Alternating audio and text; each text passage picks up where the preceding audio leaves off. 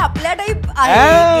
Okay, so तसे उत्तर द्यायचे. आता बघा नाव दॅट यू नो तुझं एवढं जॉब्स आणि एवढं वेगवेगळ्या तू गोष्टी केल्यास, स्पेशली जर्नलिझम, त्यामुळे एकंदरीतच तू हुशार आहेस हे आम्हाला लक्षात आलं. म्हणून तुझ्यासाठी काही आम्ही प्रश्न असे केले आहेत की जनरल नॉलेजचे. अरे बापरे, एवढी हुशार नाही आहे मी.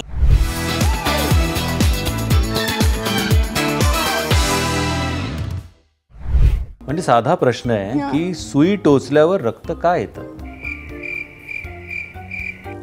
म्हणजे आपल्या वरच्या ह्याला काय स्किनच्या पेशी ज्या असतात त्याच्यात आपण सुई टोचली की त्यातनं रक्त बाहेर येतं, कारण बॉडीत रक्त सर्क्युलेट होत असतं. नाही, ते कोणी टोचलं ते बघायला बाहेर येतं. किती सिरियसली आन्सर दिला. आपल्या ज्या रक्ताच्या पेशी असतात त्या बॉडीमधनं नाही. मला सांग की मुंग्या आणि डास यांच्यात जर का स्पर्धा झाली तर कोण जिंकेल? बापरे, काय माहिती. मुंग्या, कारण डास ऑल आउट होतात. ओ ओ ओ वा वा. अच्छा, म्हणजे हे आपल्या टाईप आहे. ओके, सो तसे उत्तर द्यायचे. आता बघा तुम्ही. आपल्या टाईप प्रश्न म्हणजे मला असे प्रश्न विचारले तर मी उत्तर देऊ नाही शकत असं मला. असे खूप कमी फ्रेंड्स असतात की जे म्हणजे एक फ्रेंड सर्कल तुमचं असं आहे की ज्यांच्यावर तुम्ही गेट टुगेदर करता, ज्याच्यावर गॉसिप करता. फ्रेंडशिप जी आपली आहे ना ती अशी आहे की काही काही आत्ता जसं तुम्ही कुठलं ढोकळ्यावरनं गाणं बनवलं म्हणून आपण त्याच्यावर खूप हसतो. काय गाणं होतं आपलं? कब तक चुप बैठे अब तो दे दो ढोकळा, कुछ तुम खाओ कुछ हम खाए ये ढोकळा. डांग डांग.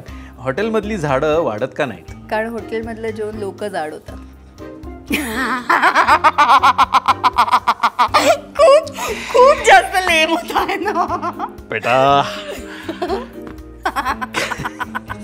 कारण हॉटेलमध्ये वाढायचं काम वेटरचं असतं.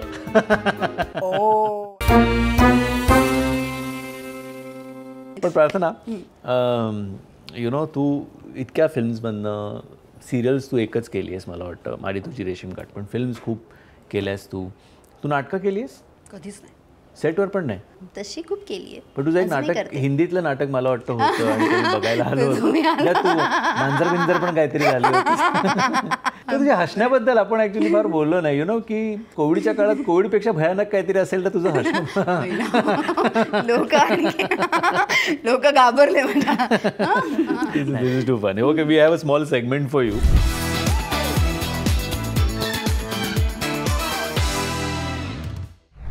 ओके, ह्याच्यावरनच की तू काही नाटकं वगैरे केली आहेस का? तुला असं उत्तर दोनच ऑप्शन आहेत, कधीच नाही किंवा मग केलं असेल तर you will have to tell अस.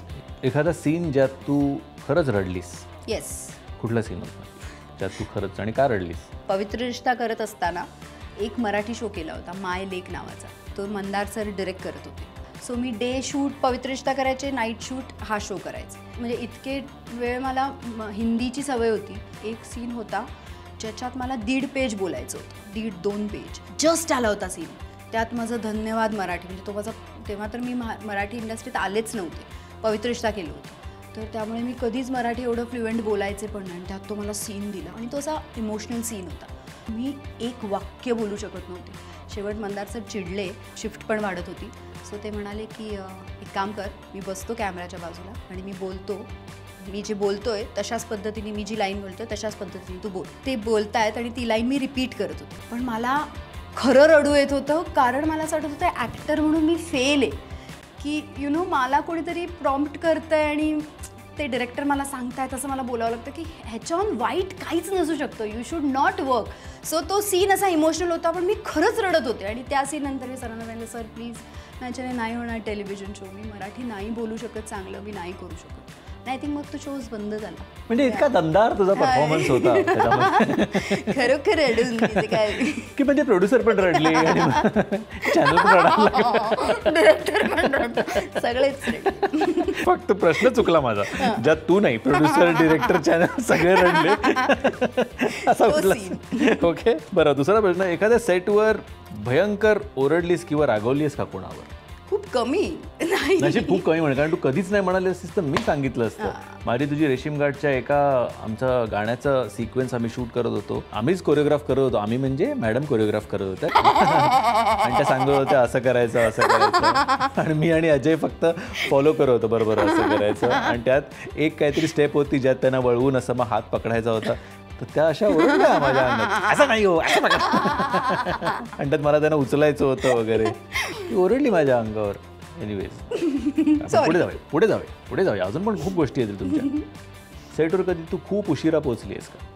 नाही, मी नेहमी प्रयत्न करते मी वेळेवर पोचू, पण कधीतरी ट्रॅफिकमुळे कधी उशीर झाला तर मी 50 वेळा सांगते आणि सांगत राहते अजून 10 मिनिटं लागणार, अजून 5 मिनिटं लागणार, 1 तास उशीर होईल. पण तू वेळेत असतेस नेहमी, म्हणजे आपल्या सेटवर मी बघितलंय तू बिफोर टाइम. एखादं अफेअर तुम्हाला नाही सांगितलं म्हणून काही नव्हतं असं नाही. होपफुली हा शो माझा नवरा नाही बघणार. तो मला म्हणेल ह्याच्या आधीच्याच एका ह्याच्यात प्रश्नाच्या उत्तर तू दिलंयस की मी तुला फ्रीडम दिले. एखाद्या आजीने काही तुझी दृष्ट काढली आहे का? खूप वेळा. माझी तुझी करताना पण आम्ही एका ठिकाणी गेलो होतो, तिथे त्या एका ऑडियन्स म्हणजे आजी होत्या, पण त्यांनी माझी दृष्ट काढली होती. कधी अतिशय न आवडता रोल करावा लागलाय? एक ॲड फिल्म शूट केली होती, आणि कारण इतकं सगळं चुकीचं घडत होतं की एक गोष्ट सांगणार आपण, दुसरी गोष्ट सांगणार, पण सगळंच घडलं होतं त्याच्यात की काहीच नाही. आणि अरे वा, म्हणजे हे पण चुकलंय तुमचं, हे पण चुकलंय. अरे अच्छा. मग तेव्हा मी फर्स्ट टाइम माझ्या आयुष्यात मी वॉकआउट केलं होतं. आणि तेही वॉकआउट नव्हतं केलं खरं तर. मी त्यांना सांगितलं होतं 7 o'clockची शिफ्ट होती, 7 वाजल्यापासून शूट करते. मी त्यांना सांगितलं 7 मी पॅकअप करणार, हे मी तुम्हाला खूप दिवसांपासून सांगितलं आणि त्याच ह्याच्यावर मी करते, 7 पॅकअप करा. आणि जे घडत होतं ते पण इतकं करत होतं, सगळं फालतू होतं की त्याच्यात करण्यातही काही इंटरेस्ट नव्हता. आणि तरीही मी 6 वाजल्यापासून सांगत होती की अजून करा, पटपट करा, मी 7ला जाणार आहे. शेवट एक्झॅक्ट 7 वाजले आणि पहिल्यांदा असं झालं की ते डिरेक्टर म्हणतात नाही अभी बाकी आहे थोडं, अजून करायचं आहे शूट. पण मी सांगितलं सॉरी, 7 बज गए मैं जा रही. असं करून मी वॉकआउट केलं, कारमध्ये बसली. तर मला खूप वाईट वाटलं की मी असं पहिल्यांदा केलंय. ॲक्च्युली गिल्ट आपल्यालाच येते हो ना असं करून. हो ना. मी तुम्हाला माहिती आहे त्यानंतर मी काय केलं, त्यांच्याशी खूप भांडले सगळं फोनवर झालं. मी सांगितलं मी असं करणार नाही. त्यानंतर एक 15 दिवसांनी त्यांनी मला रिक्वेस्ट केली, त्यांनी सांगितलं प्लीज करा माझ्यासाठी. मी त्यांना एक अख्खा दिवस दिला फ्रीमध्ये, त्याचे आय हॅवंट चार्ज एनिथिंग, आणि मी केलं त्यांच्यासाठी शूट. मला असं वाटलं कुठे माझ्यामुळे त्यांचं ते अडलंय तर काय ना करून. आणि आपली कामाच्या प्रती आपली जी एक आस्था आणि एक बांधिलकी असते, त्यासाठी म्हणून आपण बऱ्याचदा सगळ्यांशी इनफॅक्ट असं होतं. काही तुझ्याशी कोणी सेटवर वाईट वागलंय? टचवूड कधीच नाही.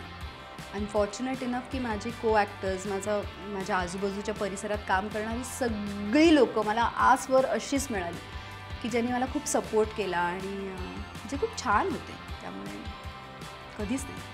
आमचे हे विशेष सेगमेंटचे विशेष प्रश्न संपले. खूप छान उत्तरं दिलीस प्रार्थना, त्याबद्दल तुझं खूप खूप कौतुक. थँक्यू.